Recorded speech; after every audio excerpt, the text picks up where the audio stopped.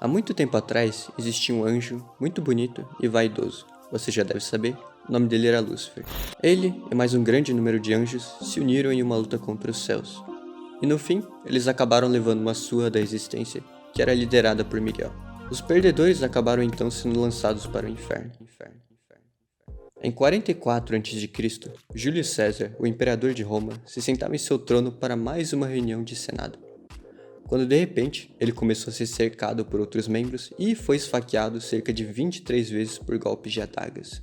Cerca de uns 60 senadores estavam reunidos nessa conspiração, incluindo Caio Cássio Longino e Marco Júnior Bruto. O mais interessante é que a frase "até tu, Brutus" provavelmente nunca foi pronunciada durante o fim trágico de Júlio César. Primeiramente, porque essa frase só foi adicionada à história por William Shakespeare e uma peça teatral que conta essa mesma história. E também porque seria muito difícil alguém conseguir dizer qualquer coisa depois de ser esfaqueado tantas vezes.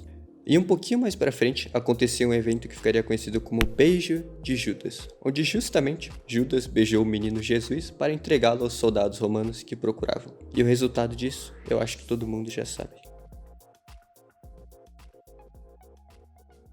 Todas essas histórias podem ser unidas em um só livro, e ele se chama Inferno. Ele faz parte de uma coletânea maior chamada A Divina Comédia. Esse conto basicamente conta a história de quando Dante consegue visitar o inferno, e lá ele descobre que o inferno é composto por 9 círculos que são divididos como andares, que vão se afunilando conforme a profundidade. Ah, e por que separado em 9 andares? É por estética? Para ter mais praticidade? O inferno é uma empresa de call center? Não, nada disso. Essa é a coisa mais idiota que alguém pode pensar. Na verdade, ele é desse jeito porque cada andar corresponde a um pecado e, consequentemente, a uma punição para a pessoa que foi para lá. No último andar de todos, o mais profundo, se encontram os traidores. Como você pode imaginar, esse é o pior lugar do inferno que uma pessoa poderia estar, porque quanto mais profundo for o andar, pior é o sofrimento das pessoas que foram para lá. Ao decorrer da história, Dante encontra muita gente famosa no inferno, como Sócrates, Aristóteles, a Cleópatra e uma galera aí. E no último círculo não é diferente. Primeiramente, lá ele encontra o próprio diabo, e lá ele está numa forma de besta de 3 cabeças. E com cada uma dessas 3 cabeças, ele come uma pessoa. Na primeira cabeça está Judas, que traiu a Jesus Cristo, e na segunda e na terceira está Cássius e Brutus, que assassinaram Júlio César. E aqui estão eles de novo, e pelo mesmo motivo: traição. A traição é tecnicamente uma quebra de contrato de confiança ou lealdade que foi pré-estabelecido ou não, que acaba por gerar conflitos morais e psicológicos em quem está envolvido nesse processo. No inferno criado por Dante, a traição seria o pior pecado a ser cometido por alguém, então é algo bem grave, né? Bom, no final das contas, eu não sei, muita gente pode concordar com isso, mas eu não disse nada, quem disse foi o Dante. Existem muitas maneiras diferentes de acontecer uma traição, você pode ser qualquer coisa. Um amigo, uma namorada, um grupo de pessoas com uma causa. Ainda assim, alguém pode acabar se unindo contra você, mentir, te trocar, deixar de se importar com seu bem-estar, ou tomar posse daquilo que é seu. No caso dessas histórias que eu acabei de contar, se tratam de pessoas que, motivadas por algum tipo de benefício ou ideologia, acabaram ficando ambiciosas e traíram a confiança daqueles que eram próximos. E por que isso acontece? Bem, cada um tem suas motivações para tomar suas ações, e ações geram reações. Toda angústia, mágoa e frustração cai sobre a cabeça dos inocentes, e isso é cruel. Ok, falando sobre isso, eu não posso deixar de falar sobre o adultério, que também é conhecido como pulada de cerca, que é quando você tem uma namorada e ela vai lá e simplesmente dá pro açougueiro, sem nem pedir seu consentimento. Isso pode desencadear muitos sentimentos em você. E quando eu digo muitos, são muitos mesmo. Mas existem 15 reações emocionais que são mais comuns. Entre elas está incluso ficar deprimido, hostil ou vingativo, se sentir inferior ou inseguro e até mesmo sexualmente excitado. Uau! Os homens acabam pontuando mais alto em comportamentos homicidas e suicidas, enquanto elas pontuaram mais alto em se sentirem desejáveis e inseguras. O tempo todo aparecem jornais noticiando casos de traição que acabaram em agressão, homicídio e tragédias maiores. E isso acontece muito, principalmente aqui no Brasil, que também é um dos países que mais comete o adultério. Aqui no Brasil, acontece um fenômeno que é muito raro em outros países e que é algo que sempre me deixou confuso, que é o fato da gente zoar quem foi corno ou chamar os outros de corno. Isso não faz muito sentido, já que quem foi corno não fez nada de errado, além de confiar em alguém de caráter duvidoso. Como eu disse, em outros lugares do mundo, a coisa é muito diferente. Na terra do tio Sam, por exemplo, se um cara for traído lá, as pessoas próximas dele vão lamentar e vai ficar um climão meio triste. Mas aqui não, a gente zoa o infeliz. Até ele ameaçar pular de um prédio. Aí todo mundo para. Bom, isso só revela que os brasileiros têm um comportamento meio arrombado e que a gente é muito zoeiro.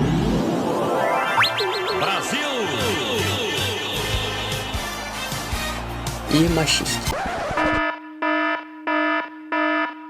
Ok, calma, deixa eu explicar.